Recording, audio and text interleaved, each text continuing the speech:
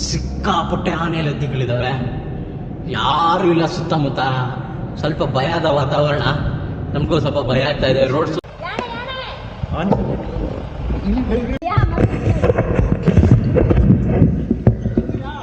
ಕಾಣಿಸ್ತು ನೋಡಿ. ನೀರು ಹಾಕಿದ್ರೆ ಇಷ್ಟೊತ್ತಿಗೆ ಆಫ್ ಆಗೋಗ್ತಾ ಇತ್ತು. ಆದರೆ ಇಲ್ಲಿನ ಮಹಿಮೆ, ಈ ನಮ್ಮ ಶಿವಪ್ಪನ ಮಹಿಮೆ ನೋಡಿ. ಮತ್ತು ಇನ್ನೊಂದೇನಪ್ಪ ಅಂತಂದರೆ, ಈ ಆನೆ ಕಾಡಲ್ಲಿರುತ್ತಲ್ವ, ಕಾಡಲ್ಲಿರೋ ಬೇರು, ರೆಂಬೆಗಳು, ಕೊಂಬೆಗಳು, ಬಿದಿರು, ಸೊಪ್ಪು, ಹುಲ್ಲು ಎಲ್ಲನೂ ತಿನ್ಕೊಂಡು ಬೆಳೆಯುತ್ತೆ. ಆ ಎಲ್ಲ ಪ್ರೋಟೀನ್ಗಳು ಇದರಲ್ಲಿ ಇರುತ್ತೆ, ಆ ಎಲ್ಲ ಗಿಡಮೂಲಿಕೆಗಳು ಇದರಲ್ಲಿ ಇರುತ್ತೆ.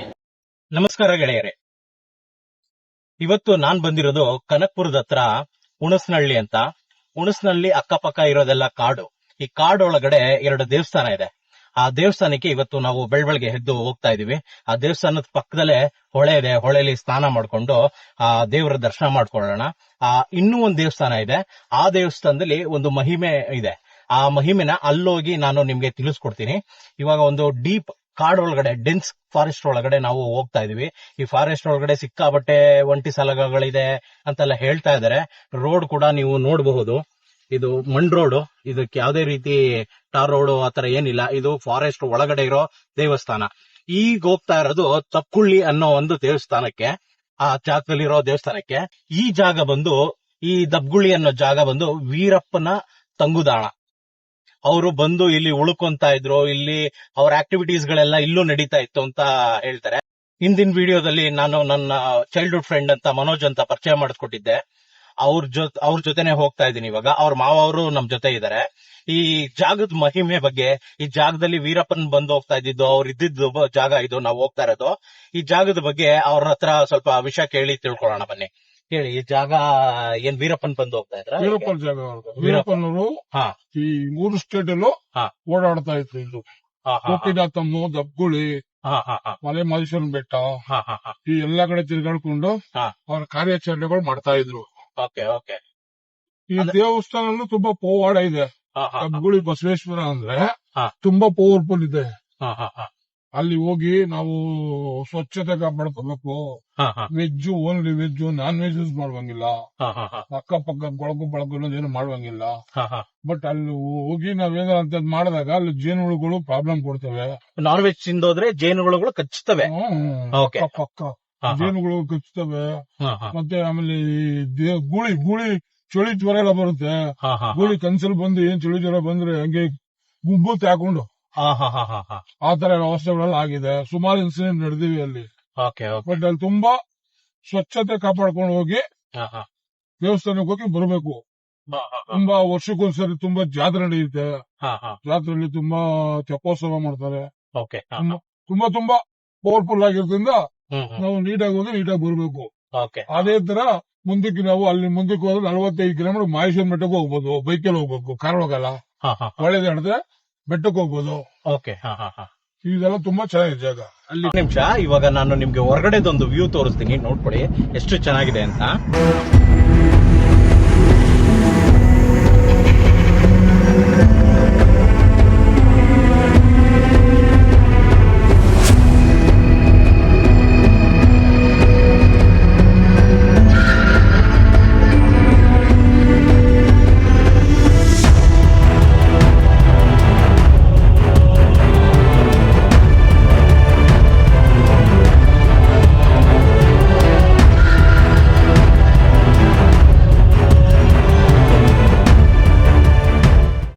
ಅವಾಗ್ಲೇ ನೀವು ನೋಡಿದ್ದು ಕರ್ನಾಟಕ ಫಾರೆಸ್ಟ್.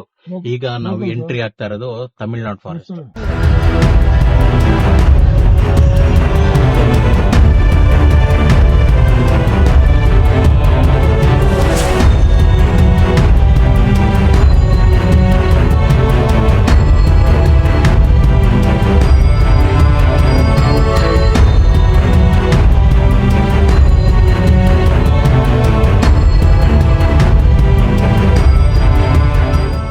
ಸ್ನಾನ ಎಲ್ಲ ಮಾಡಿ ಮುಗ್ಸಾಯ್ತು. ಈಗ ದೇವಸ್ಥಾನದ ಕಡೆಗೆ ಹೋಗೋಣ. ಅಲ್ಲಿಗೆ ಹೋಗೋಕ್ಕೂ ಮುಂಚೆ ಇಲ್ಲೊಂದು ಬೋರ್ಡ್ ತೋರಿಸ್ತೀನಿ ನೋಡಿ. ಇಲ್ಲಿ ತುಂಬಾ ಆನೆಗಳಿದಾವೆ ನೋಡಿ.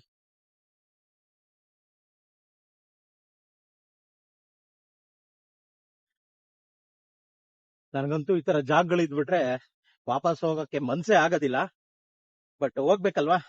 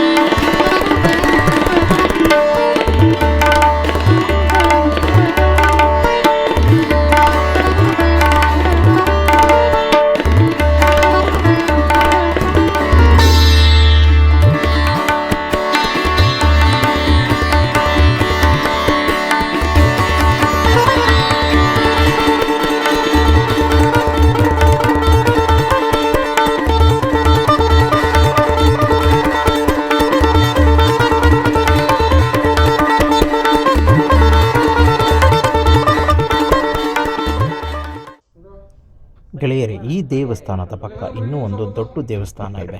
ಆ ದೇವಸ್ಥಾನನೇ ಬಸವೇಶ್ವರ ದೇವಸ್ಥಾನ. ಆ ದೇವಸ್ಥಾನದ ವಿಡಿಯೋ ಬಂದು ಕರಪ್ಟ್ ಆಗೋಗಿದೆ. ಆದ್ದರಿಂದ ನೋಡಿ, ಅಲ್ಲಿ ಗೋಪುರ ಕಾಣಿಸ್ತಾ ಇದೆ ನೋಡಿ, ಅದೇ ದೇವಸ್ಥಾನ. ವಿಡಿಯೋ ಕರಪ್ಟ್ ಆಗಿರೋದ್ರಿಂದ ಆ ದೇವಸ್ಥಾನದ್ದು ಯಾವುದೇ ಕ್ಲಿಪ್ಪಿಂಗ್ ನನ್ನ ಹತ್ರ ಇಲ್ಲ. ಈ ದೇವಸ್ಥಾನ ನಾನು ತೋರಿಸ್ತಾ ಇದ್ದೀನಿ. ಪ್ರಸಾದ ತಗೊಂಡು ಹೋಗ್ತಾ ಇದ್ರೆ ಸುಮಾರು ಒಂದು 100 ಕೋತಿ ಮೇಲಿದ್ದಾವೆ ಇಲ್ಲಿ.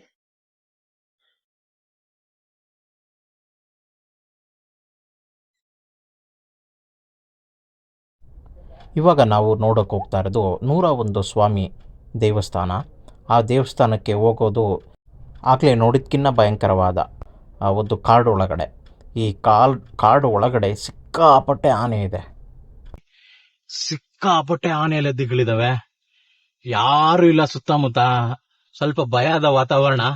ನಮಗೂ ಸ್ವಲ್ಪ ಭಯ ಆಗ್ತಾ ಇದೆ. ರೋಡ್ ಸ್ವಲ್ಪ ಚಿಕ್ಕದು. ಆನೆ ಓಡಾಡಿರೋ ತುಂಬಾ ಆನೆ ಲದ್ದಿಗಳು ರೋಡ್ ಮೇಲೆ ಸಿಕ್ಕಾಪಟ್ಟೆ ಬಿದ್ದಿದಾವೆ. ಯಾವಾಗ ಎಲ್ಲಿಂದ ಬರುತ್ತೋ ಏನು ಗೊತ್ತಿಲ್ಲ.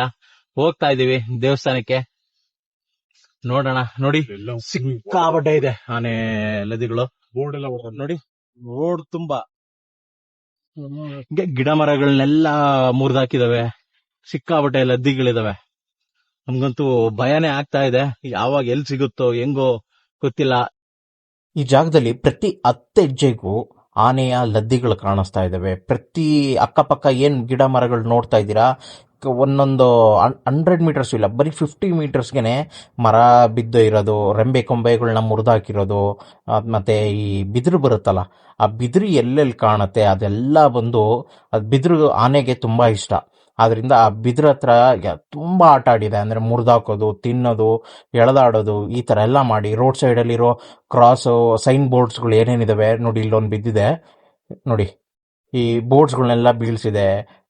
ಮಾತ್ರ ಸಿಕ್ಕಾಪಟ್ಟೆ ಡೇಂಜರಸ್ ಪ್ಲೇಸ್ ಇದು. ದೇವಸ್ಥಾನ ಇಲ್ಲೇ ಇರೋದು ಒಳಗಡೆ.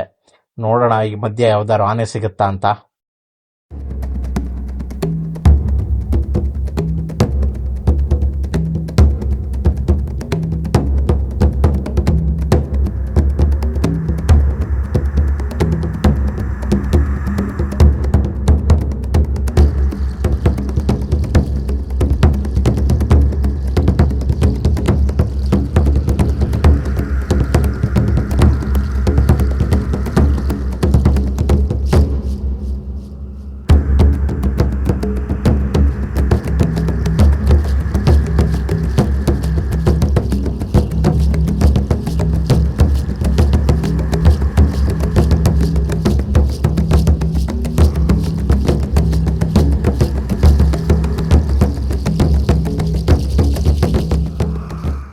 ನೋಡಿ ಫ್ರೆಂಡ್ಸ್, ಆನೆದು ಲದ್ದಿ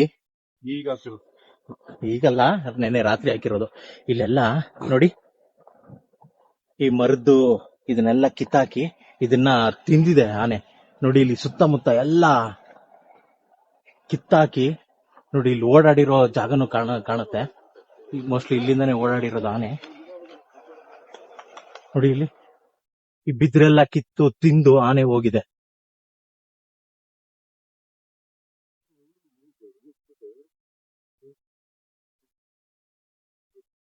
ನೋಡಿ ಈ ಕಟ್ಕೆನ ಈ ಮರದ್ದು ಕೊಂಬೆ ಮುರಿದು ನೋಡಿ ಆನೆ ನೋಡಿ ಇಲ್ಲಿ ಆ ದಂತದಲ್ಲಿ ಮಾಡಿರೋ ಮಾರ್ಕ್ ಇದು. ಚುಚ್ಚಿ ಕಿತ್ತಾಕಿ ಇದ್ರ ಮೇಲ್ಗಡೆ ಇರೋ ಸ್ಕಿನ್ ಅಂದ್ರೆ ಸಿಪ್ಪೆನ ತಿಂದಿದೆ ಆನೆ.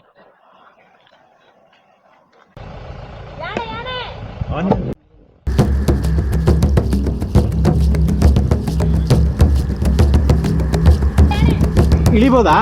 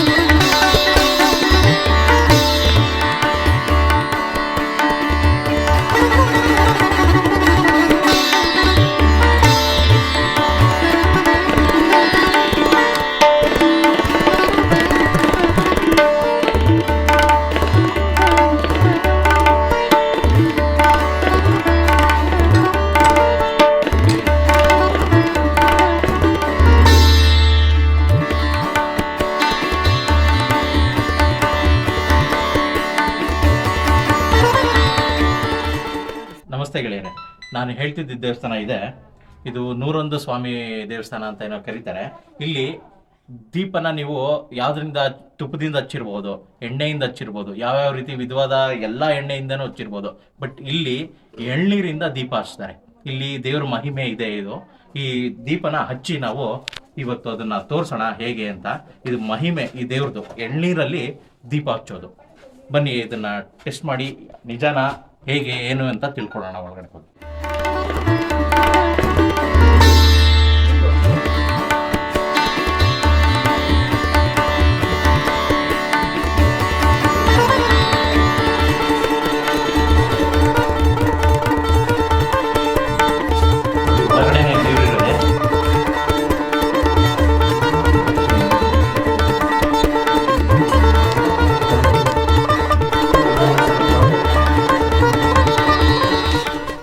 ನೋಡಿ ಅಲ್ಲಿ ಕಾಣಿಸ್ತಾ ಇದೆಯಲ್ಲ ದೀಪ, ಒಳಗ್ ಬರ್ಬೋದಣ್ಣ? ನೋಡಿ ಈ ದೀಪದಲ್ಲಿರೋ ಎಳ್ಳೆನೀರನ್ನ ಖಾಲಿ ಮಾಡ್ತಾ ಇದ್ದಾರೆ. ಯಾಕೆಂದ್ರೆ ನಿಮ್ಗೆ ಅನಿಸ್ಬೋದು ಒಂದು ಎಣ್ಣೆ ಹಾಕಿದ್ರು ಆದ್ರಿಂದ ಎಣ್ಣೆಯಿಂದ ಅದು ದೀಪ ಉರಿತಾ ಇತ್ತು ಅಂತ ಅನ್ನಿಸ್ಬೋದು. ಅದಕ್ಕೆ ಕಂಪ್ಲೀಟ್ ಆಗಿ ಅಲ್ಲಿರೋ ನೀರನ್ನ ನಾವು ತೆಗ್ದಿದ್ವಿ. ಈಗ ಇಲ್ಲಿ ನಿಮ್ಮ ಕಣ್ಣು ಮುಂದೆನೆ ತೆಗ್ದಿರೋ ಎಳ್ನೀರು ನಮ್ಮ ಕೈಲಿದೆ. ಇದೇ ಎಳ್ನೀರನ್ನ ನೀರನ್ನ ಇದೇ ದೀಪಕ್ಕೆ ಇವಾಗ ನಾವು ಹಾಕಿ ಅದನ್ನ ಉರಿಯೋದನ್ನ ನೋಡೋಣ.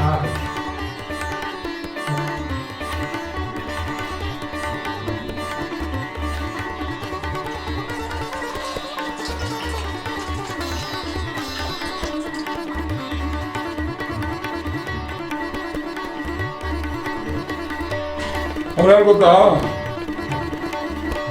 ನೋಡಿ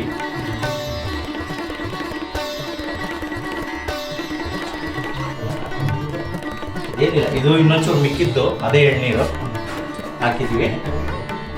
ಅವ್ರು ಯಾರು ಒಳಗೆ ಗೊತ್ತಂತ ಕಳಿಸ್ತೀನಿ ನೋಡ್ರಿ.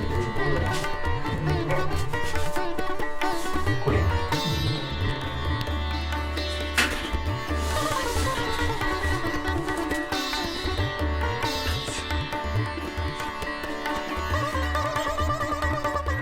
ನೋಡಿದ್ರ ಗೆಳೆಯರೆ, ನೀರಿನಿಂದ ಎಳನೀರಿನಿಂದ ದೀಪ ಉರಿತಾ ಇದೆ. ಯಾವುದೇ ರೀತಿ ಎಣ್ಣೆ ಇದಕ್ಕೆ ಮುಟ್ಸಿಲ್ಲ.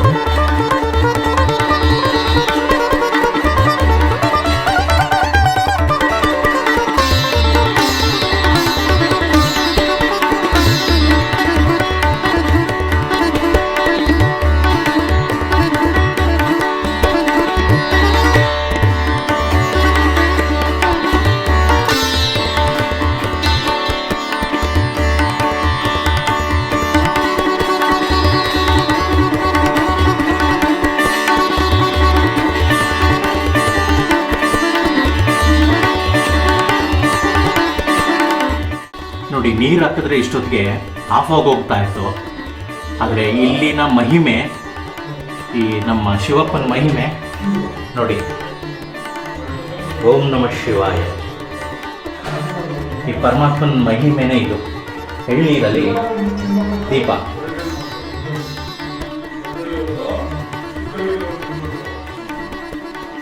ನೋಡಿದ್ರಲ್ಲ ಗೆಳೆಯರೆ, ಈ ದೀಪ ಎಷ್ಟು ಚೆನ್ನಾಗಿ ಉರಿತಾ ಇದೆ ಅಂತ. ನಾನಂತೂ ನನ್ನ ಲೈಫಲ್ಲೇ ಗೊತ್ತಿರಲಿಲ್ಲ ನೀರಲ್ಲಿ ನಾವು ದೀಪ ಉರಿಸ್ಬೋದು ಅಂತ. ಬಟ್ ಈ ಥರ ಒಂದು ಮಹಿಮೆಗಳಿದೆ ಅನ್ನೋದನ್ನು ನಾವು ನಂಬಬೇಕು. ದೇವರಿದ್ದಾರೆ ಅನ್ನೋದು ಖಂಡಿತವಾಗ್ಲೂ ಸತ್ಯ. Thank you. ಇದೇ ರೀತಿ ನಮ್ಮ ವಿಡಿಯೋಗಳನ್ನ ನೋಡ್ತಾ ಇರಿ, ನಮಗೆ ಪ್ರೋತ್ಸಾಹಿಸಿ, ಫಾಲೋ ಮಾಡಿ, ಸಬ್ಸ್ಕ್ರೈಬ್ ಮಾಡಿ. Thank you very much. ಈ ದೇವಸ್ಥಾನದ ಅರ್ಚಕರು ಇವರೇ ಈಗ ನಮಗೆ ಪೂಜೆ ಮಾಡಿಕೊಟ್ರು ತುಂಬಾ ಚೆನ್ನಾಗಿ. ಈ ಅರ್ಚಕರ ಹತ್ರ ನಾವು ಈ ದೇವಸ್ಥಾನದ ಬಗ್ಗೆ ಕೆಲವೊಂದು ಡೀಟೇಲ್ಸ್ಗಳನ್ನ ಕೇಳಿ ತಿಳ್ಕೊಳ್ಳೋಣ. ಸ್ವಾಮಿ, ಇದು ದೇವಸ್ಥಾನ ಯಾವ ವರ್ಷದಿಂದ ಬಂದಿತ್ತು? ಅಂದ್ರೆ ಎಷ್ಟು ಹಳೆ ದೇವಸ್ಥಾನ ಇದು? ಇದು 860 ವರ್ಷ ಆಯ್ತಂತೆ. 860 ವರ್ಷ ವಿಳಾಸ 860 ವರ್ಷದಿಂದ ಈಗ 12ನೇ ಶತಮಾನದಿಂದ ಬರ್ತದೆ ಅಂತ ಹೇಳಿದ್ರು. ಇಲ್ಲಿ ನೂರೊಂದು ಸ್ವಾಮಿಗಳು ಒಬ್ರು ಇದ್ದು ಅಂತ ಸ್ವಾಮೀಜಿ ಇದ್ದಂತೆ. ಅವರು ಉತ್ತರ ಕರ್ನಾಟಕ ಅಂತೆ. ಉತ್ತರ ಕರ್ನಾಟಕ. ಕರ್ನಾಟಕದಿಂದ ಬಸವಣ್ಣವರು ಬಸವ ಕಲ್ಯಾಣದಲ್ಲಿ ಐಕ್ಯ ಆದಾಗ ಅವರು ಬಿಟ್ಟು ವಿಲಾಸದಲ್ಲಿ ಬಂದಿರತ್ತೆ. ಇದು ನಮಗ್ ಗೊತ್ತಿಲ್ಲ. ನಮ್ಗ ಅವರು ತಿಳಿದವರು, ಅವರು ತಲಾಂತರದಿಂದ ಹೇಳ್ಕೊಂಡ್ ಬಂದವರು ಅದು ಗೊತ್ತಿರೋ ಅಂತ ತಕ್ಕಾಗಿ ಹೇಳ್ತಾವಿ. ಈ ದೀಪ ಎಲ್ಲ ಮಹಿಮೆ ಅವ್ರ ಮಹಿಮೆ. ಅವ್ರ ಮಹಿಮೆನೆ. ಓಕೆ. ನೂರೊಂದು ಸ್ವಾಮಿ. ನೂರೊಂದು ಸ್ವಾಮಿಗಳ ಮಹಿಮೆನೆ. ಅವ್ರ ಹೆಸರೇ ಬಂದು ನೂರೊಂದು ಸ್ವಾಮಿ. ನೂರೊಂದು ಸ್ವಾಮಿ ಅವ್ರ ಹೆಸರು. ಅದ್ ಮುಂದೆ ನೀರ್ನೊಳಗೆ ಅಷ್ಟ ಆದ್ರಂತೆ. ನೀರೊಳಗೆ ಇಲ್ಲಿ ಬಾವಿ ಇದೆ. ಹೌದಾ? ಆ ಬಾವಿ ಒಳಗೆ ನೀರು ತಂದು ಅಷ್ಟಂತೆ. ಎಳ್ನೀರು ಮರ ಇಲ್ವಂತೆ ಆಗ. 12ನೇ ಶತಮಾನದಲ್ಲಿ ಎಳ್ನೀರು ಮರ ಇಲ್ವಂತೆ. 12ನೇ ಶತಮಾನ ಆಗ ಎಳ್ನೀರು ಇಲ್ವಂತೆ. ಆಗ ನೀರ್ನೊಳಗೆ ತಂದು ದೀಪ ಹಂಚ್ತಾ ಇದಂತೆ. ಆಮಕ್ಕೆ ನೀರು ಗಲೀಜಾಗ್ಬಿಟ್ಟು ಆಮಕ್ಕೆ ಈ ದೀಪನ ಶುರು ಮಾಡಿದಂತೆ. ಎಳ್ನೀರಲ್ಲಿ ಸ್ಟಾರ್ಟ್ ಮಾಡಿ. ಯಾವಾಗ ಅದು ಚೇಂಜ್ ಮಾಡ್ಕೊಂಡಿದ್ದು? ಎಷ್ಟು ವರ್ಷ ಆದ್ಮೇಲೆ ನೀರ್ ಇದಾಯ್ತು ಅಂದ್ಬಿಟ್ಟು? ಆ ಸ್ವಾಮಿಗಳಿದ್ದಾಗ ಅದೀಗ ನೀವು ಹೇಳೋ ರೀತಿ ಆ 101 ಸ್ವಾಮಿಗಳು ಏನಿದ್ರು ಅವ್ರಿದ್ದ ಕಾಲದಲ್ಲೇ ನೀರಲ್ಲೂ ಮಾಡ್ತಿದ್ರು, ಬಾವಿಯಿಂದ ನೀರ್ ತಗೊಂಬಂದು ಅದ್ರಲ್ಲೂ ಮಾಡ್ತಿದ್ರು. ಆ ಬಾವಿ ನೀರು ತೀರಾ ಇದಾದಾಗ ಅಂದ್ರೆ ಗಲೀಜಾದಾಗ ಆಮೇಲೆ ಅವರು ಎಳ್ನೀರಲ್ಲಿ ದೀಪ ಹಚ್ಚೋದನ್ನ ಸ್ಟಾರ್ಟ್ ಮಾಡ್ತಾರೆ. Okay okay. ಇನ್ನು ಬನ್ನಿ ಅಣ್ಣ, ಬನ್ನಿ. ಇವ್ರೊಂದ್ ಸ್ವಲ್ಪ ಡೀಟೇಲ್ ಹೇಳ್ತೀನಿ ಅಂದ್ರು, ಹೇಳಿ. ಇವರು ಅವರು ಉತ್ತರ ದೇಶ ಅಂತಾರೆ, ಉತ್ತರ ದೇಶ. ಅವ್ರಿಗೆ ಎಲ್ಲೂ ಸರ್ ಬರ್ತೀರಾ ಇಲ್ಲಿ ಬಂದ್ಬಿಟ್ರಂತೆ. ಇಲ್ಲಿ ಬಂದು ಒಂದ್ ಗುಡಿ ಇಷ್ಟು ಕಲ್ಲು ಕಲ್ಲು ಇದು ಸರಿ. ಅವ್ರನ್ನ ತಡೆ ಕೂಡ ಅವ್ರು ಬಂದ್ಮೇಲೆ ಅವ್ರ ರಾಜ್ಯ ಮಳೆ ಇಲ್ಲದೆ ಇದಾಗುತ್ತೆ ಅಂತ, ಪಂಜೆ ಬಂದ್ಬಿಟ್ಟಂತೆ. ಸರಿ, ಅವ್ರ ಮನಗೊಂದು ನಿಮ್ಮಂತ ದೊಡ್ಡವರೆಲ್ಲ ಸೇರಿ ತಡಿಕೊ ಬಂದ್ರಂತೆ. ತಡಿಕೊ ಬಂದ್ಮೇಲೆ ಅಲ್ಲಿ ಕಳ್ಕೊಂಡು ಇಲ್ಲಿ ಕಳ್ಕೊಂಡು ಸ್ವಾಮಿಗಳು ಹಿಂಗೆ ಹೋದ್ರಪ್ಪ ಅಂತ ಹೇಳ್ದಂತೆ. ಆಮೇಲೆ ಅವ್ರು ತಡಿಕೊಂಡು ದೊಡ್ಡ ಮನಸ್ಸು ಬಂದ್ಮೇಲೆ ಬಡ್ಡೆ ಮೇಲೆ ಬಂದು ಕುಂತಿದಾರಂತೆ. ಅವ್ರ ಊಟ ಬೇಕಲ್ರ. ಸರಿ, ಇಲ್ಲೇ ಸ್ನಾನ ಮಾಡ್ರಪ್ಪ, ನಾನು ಹತ್ನಾತ್ ಹೋಗಿ ಊಟ ಇಸ್ಕೊಬತ್ತೇನೆ. ಅವ್ರು ಇಸ್ಕೊಬತ್ತಿದ್ದು ಒಂದೇ ಮುದ್ದೆ ಇಟ್ಟು ಒಂದ್ ಸೌಟು ಸಾರು ಅವ್ರೊಬ್ರಿಗೆ. ಅದನ್ನ 100 ಆಳ್ಗೂ ಇಕ್ಕಿ ಇನ್ನೊಂದು ಚೆಂಡು ಹಂಗೆ ಇಕ್ಕಂದ್ರೆ ಜೋಳಿಗೆಯಲ್ಲಿ ಬುದ್ಧಿ ನಮ್ಗೆಲ್ಲ ಊಟ ಹಾಕಿ ಬಿಟ್ಟು ನಿಮ್ಗೆ ನನ್ಗೂ ಅದೇ ಊಟ ಮಾಡ್ರಪ್ಪ ಅಂದ್ಬಿಟ್ಟು ಆವಾಗ ಅವ್ರಿಗೊಂದ್ ಮುದ್ದೆ ಇತ್ತು, ಒಂದ್ ಸೌಟ್ ಸಾರು ಇತ್ತಂದ್ರೆ. ಅದಕ್ಕೆ 101 ಸ್ವಾಮಿ, ಅವ್ರ 100 ಆಳು ಇವ್ರೊಬ್ರು 101 ಸ್ವಾಮಿ ಬೆಟ್ಟ ಅಂತ ಕೆಲಸ ಕಟ್ಬಿಟ್ಟು ಕಾಲಿ ಕಲ್ಕಟ್ಟಾಯ್ತರು. ಅವಾಗೇನು ಇವಾಗ ಪೂಜೆ ಪುನಸ್ಕಾರ ಮಾಡ್ಕೊಂಡು ಸ್ನಾನ ಮಾಡ್ತಾರೆ. ಒಂದ್ ಮುದ್ದೆ ಇಟ್ಟು 100 ಆಳಿಗೆ ಹಾಕಿ ಇನ್ನೊಂದು ಚೆಂಡು ಹಂಗೆ ಇತ್ತಂದ್ರೆ ಅವ್ರಿಗೆ. ಅದಕ್ಕೆ 101 ಸ್ವಾಮಿ ಬೆಟ್ಟ ಅಂತ. ಆ 101 ಜನ, ಅಷ್ಟು ಜನ ಸ್ವಾಮಿಗಳು ಇಲ್ಲೇ ಇದ್ದಿದ್ದ? ಅವ್ರು 100 ಜನ ತಡಿಕೊ ಬಂದಿದ್ದವ್ರನ್ನ. ಅವ್ರು 100 ಜನ, ಸ್ವಾಮಿ ಒಬ್ರು. ಓಕೆ, 101 ಆಯ್ತು. 100 ಜನ ಮುದ್ದೆ ಇಡ್ತಿರಲ್ಲ, ಒಂದೇ ಮುದ್ದೆನ 100 ಜನ ಇಡ್ತಿರಲ್ಲ. ಒಂದ್ ಮುದ್ದೆ ಇಕ್ಕರೆ ಅದು ಜೋಳಿಗೆ ಕಾಡಲ್ಲಿ ತಗಲಾಕಿರುತ್ತೆ. ಜೋಳಿಗೆಲ್ಲಿ ಒಂದೇ ಮುದ್ದೆ ಅಂತ ಈಗ ಅದು ಒಂದ್ ಇಕ್ಕರು ಒಂದ್ ಬತ್ತಾರದಂತೆ. 100 ಜನಗೂ ತೃಪ್ತಿ ಆಯ್ತು. 100 ಜನಕ್ಕೆ ಆದ್ಮೇಲೆ ನಿಮಗಿಲ್ವಾ ಅಂತ ಕೇಳಿದಾಗ ನನಗೂ ಒಂದಿದ್ಯಪ್ಪ ಅಂತ ಒಳಗಡೆ ಇನ್ನೊಂದನ್ನ ತಪ್ಪಾಯ್ತು ಸ್ವಾಮೀಜಿ, ಅವಪಚಾರ ಮಾಡ್ಬಿಟ್ಟು ಬಹಳ ತಪ್ಪಾಯ್ತು. ನಿಮ್ಮ ಹೆಸರು 101 ಸ್ವಾಮಿ ಅಂತ ಇದ್ಕೊಳ್ಳಿ ಅಂತ. ಇವಾಗ ಸ್ವಾಮಿ ಇಲ್ಲಿ ಅಡಿಗೆ ಸುಡಿಗೆ ಮಾಡಿದ್ರೆ ಆಗೋಯ್ತು ಅಂದ್ರೆ ಇನ್ನೊಂದ್ 2 ಆಳಿಗೆ ಇದ್ದೇ ಇರೋದ್ರೆ ಪ್ರಸಾದ ಹಂಚುವಾಗ ಪ್ರಸಾದ ಹಂಚುವಾಗ ಊಟ ಮಾಡಿದ ಜನ ಆಗೋಯ್ತು ಇನ್ನೊಂದ್ 2 ಆಳಿಗೆ ಇದ್ದೇ ಇರೋದ್ರೆ. ಬೋಸ್ನಲ್ಲಿ ತಳಗೆ ಮಾಡಿದ್ರು ಕೂಡ ಇನ್ನ ಅಷ್ಟು ಮಿಚ್ಚ ಇತ್ತು. 100 ಆಳು ಬರ್ಲಿ, ಇನ್ನೂ ಮಿಚ್ಚ ಬರ್ತಾನೆ ಇದೆ. ಶಿಶಮಣ್ಣರು ಅಂತ ಹೇಳಿ ಬಗ್ಗೆ ಸ್ವಲ್ಪ ಗೊತ್ತಾದ್ರು.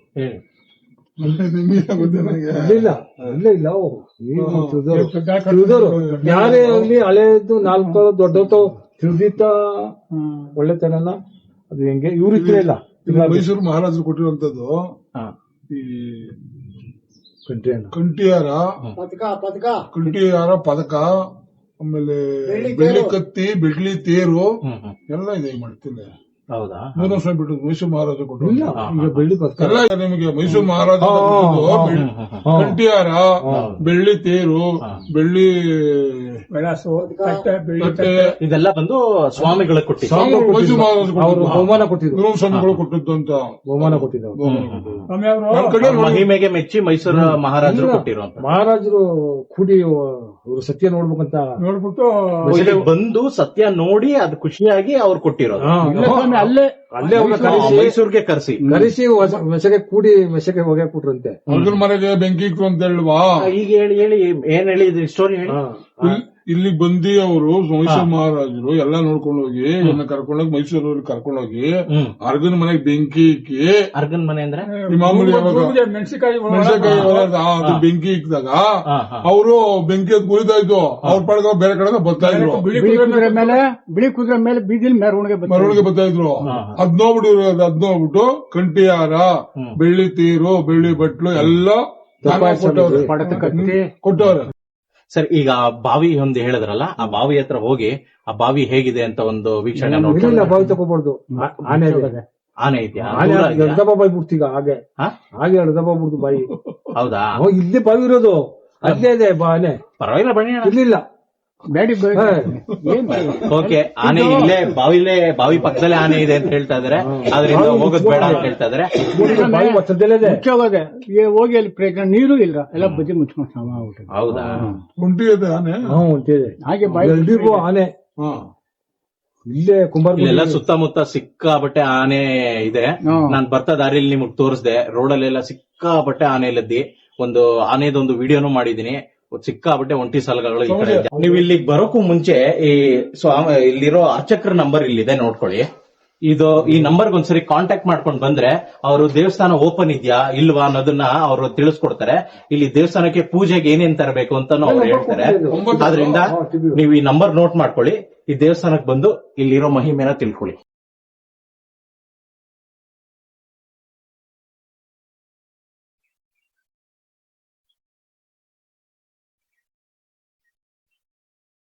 ಸ್ವಲ್ಪ ದೂರದಲ್ಲಿದೆ. ಆ ಮರಗಳನ್ನ, ಕೊಂಬೆ ರೆಂಬೆಗಳನ್ನ ಕಟ್ ಮಾಡೋದು ನಮ್ಗೆ ಕೇಳಿಸ್ತಾ ಇದೆ. ಆ 100 ಜನಕ್ಕೆ ಊಟ ಹಾಕಿದ್ರಲ್ಲ ಸ್ವಾಮಿಗಳು, ಆ ಜಾಗನೇ ಇದು.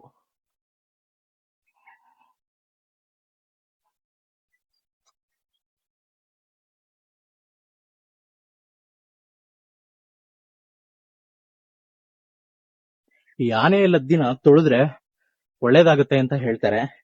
ಏನಕ್ಕೆ ಅಂತ ಗೊತ್ತಿಲ್ಲ, ತುಳಿತಾ ಇದೀನಿ ನೋಡ್ರಿ. ಇನ್ನೊಂದು ವಿಷಯ ಹೇಳ್ತೀನಿ ಫ್ರೆಂಡ್ಸ್, ನನ್ನ ಮಗಳಿಗೆ ಇವಾಗ 3 ವರ್ಷ. ನನ್ನ ಮಗಳು ತುಂಬಾನೇ ಸ್ಟ್ರಾಂಗು, ಸಿಕ್ಕಾಬಟ್ಟೆ ಸ್ಟ್ರಾಂಗು. ನಾವು ಸುಮ್ಮನೆ ತೀಟೆಗಳು ಮಾಡುವಾಗ ನನ್ನ ಮಗಳು ಏನಾದ್ರು ಒಂದೇ ಹೊಡೆದ್ರೆ ನನಗೆ ಸಿಕ್ಕಾಬಟ್ಟೆ ನೋವಾಗುತ್ತೆ, ನನಗೇನೆ ನೋವಾಗುತ್ತೆ. ಚಟೀರ್ ಚಟೀರ್ ಅಂತ ಹೊಡಿತಾಳೆ. ಸ್ವಲ್ಪ ಸಣ್ಣ ಇದ್ರು ತುಂಬಾನೇ ಸ್ಟ್ರಾಂಗು. ಈ ವಯಸ್ಸಿಗೆ ಸಿಕ್ಕಾಪಟ್ಟೆ ಎಗ್ರದು ಮಾಡೋದು ಎಲ್ಲ ಸಿಕ್ಕಾಪಟ್ಟೆ ಸ್ಟ್ರಾಂಗ್ ಆಗಿದ್ದಾಳೆ. ಏನಕ್ಕೆ ಇಷ್ಟೊಂದು ಸ್ಟ್ರಾಂಗು ಅಂದ್ರೆ, ಒಂದು ಜೀನ್ ಅಂತ ಹೇಳ್ಬೋದು. ಎರಡನೇದು, ನನ್ನ ಮಗಳು 6 ತಿಂಗಳಿದ್ದಾಗ ನನ್ಗೊಬ್ರು ಹೇಳಿದ್ರು, ಈ ಆನೆ ಲದ್ದಿ ಇದೆಯಲ್ಲ ಇದನ್ನ ಚೆನ್ನಾಗಿ ಬಿಸಿಲಲ್ಲಿ ಚೆನ್ನಾಗಿ ಒಣಗಿಸಿ ಎತ್ತಿಟ್ಕೊಂಡು ಮಕ್ಕಳಿಗೆ ಸಾಂಬ್ರಾಣಿ ಹೊಗೆ ಕೊಡ್ತೀವಿ ಸ್ನಾನ ಮಾಡಿಸಿದಾಗ, ತಲೆ ಸ್ನಾನ ಮಾಡಿಸಿದಾಗ. ಅವಾಗ ಸಾಂಬ್ರಾಣಿ ಹೊಗೆ ಎಲ್ಲ ಕೊಟ್ಟು ಎಲ್ಲ ಮುಗಿದ ಮೇಲೆ ಲಾಸ್ಟ್ ಅಲ್ಲಿ ಈ ಫುಲ್ಲು ಡ್ರೈ ಆಗಿರೋದನ್ನ ಆ ಕೆಂಡಕ್ಕೆ ಹಾಕ್ಬಿಟ್ಟು ಅಲ್ಲಿ ಬರೋ ಶಾಖ ಹೊಗೆನ ಒಂದು ಬಟ್ಟೆಗೆ ಅದನ್ನ ತಗೊಂಡು ಅದನ್ನ ಕುತ್ತಿಗೆಗೆ, ತಲೆ ಭಾಗಕ್ಕೆ, ಎದೆ ಭಾಗಕ್ಕೆ, ಸೊಂಟಕ್ಕೆ, ಕೈಕಾಲುಗಳಿಗೆ ನಾವು ಶಾಖ ಕೊಟ್ಟಾಗ ಮಗು ಸ್ಟ್ರಾಂಗ್ ಆಗ್ತವೆ ಅಂತ ಹೇಳಿದ್ರು. ಅದನ್ನ ನಾನು ಮಾಡ್ಕೊಂಡು ಬಂದೆ. 1.5 ವರ್ಷ ಮಾಡಿದೀನಿ ನಾನು. ಆ ಮಾಡಿರೋದಕ್ಕೆ ಏನೋ ಗೊತ್ತಿಲ್ಲ, ನನ್ನ ಮಗಳು ಇವತ್ತಿನ ದಿನ ತುಂಬಾನೇ ಸ್ಟ್ರಾಂಗ್ ಆಗಿದ್ದಾಳೆ. ಈಗಲೂ ಒಂದಷ್ಟು ನಾನು ಈ ಆನೆ ಗೊಬ್ಬರನ ನಾನು ತಗೊಂಡು ಹೋಗ್ತಾ ಇದ್ದೀನಿ. ಮತ್ತೆ ಇನ್ನೊಂದೇನಪ್ಪಾ ಅಂತಂದ್ರೆ, ಈ ಆನೆ ಕಾಡಲ್ಲಿ ಇರುತ್ತಲ್ವಾ, ಕಾಡಲ್ಲಿರೋ ಬೇರು, ರೆಂಬೆಗಳು, ಕೊಂಬೆಗಳು, ಬಿದಿರು, ಸೊಪ್ಪು, ಹುಲ್ಲು ಎಲ್ಲಾನು ತಿನ್ಕೊಂಡು ಬೆಳೆಯುತ್ತೆ.